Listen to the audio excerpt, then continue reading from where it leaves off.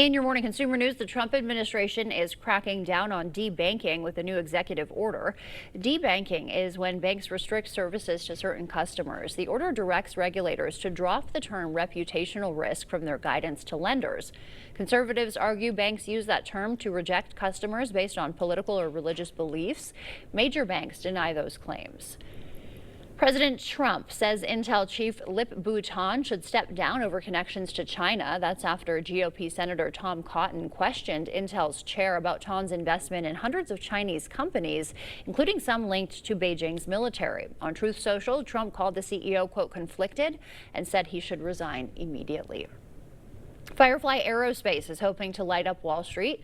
The company started trading on the NASDAQ with the ticker symbol FLY, hitting a valuation of more than $6 billion. Firefly was founded by a former SpaceX employee and became the first private company to successfully land a craft upright on the moon in March. If you live in Alaska, your property value just went up by an average of 29%. News 8 Now's Allison Fergut is learning what the new numbers mean for your property taxes. Property values went up by an average of 29% compared to the last evaluation in 2022.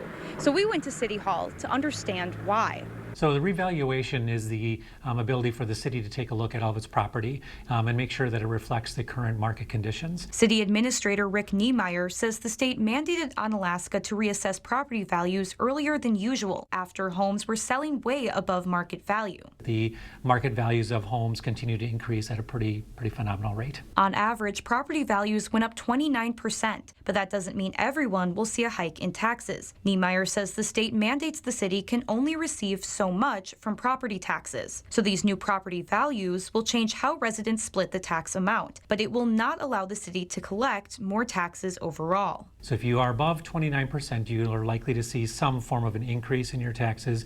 If you're under 29%, you may see a slight decrease in your taxes. So it makes it more fair and more equitable to those based on people's properties and what their values are. The new values have caused debate throughout the city, but residents we spoke to were not concerned about the increases. What I've always done is, okay, how does my property value compare to my neighbors? And as long as our value is in line with the other homes that are similar to ours, I think it's a fair assessment. Anyone with questions about their property's new assessed value can call the city's assessor's office. We'll have that information available on our website.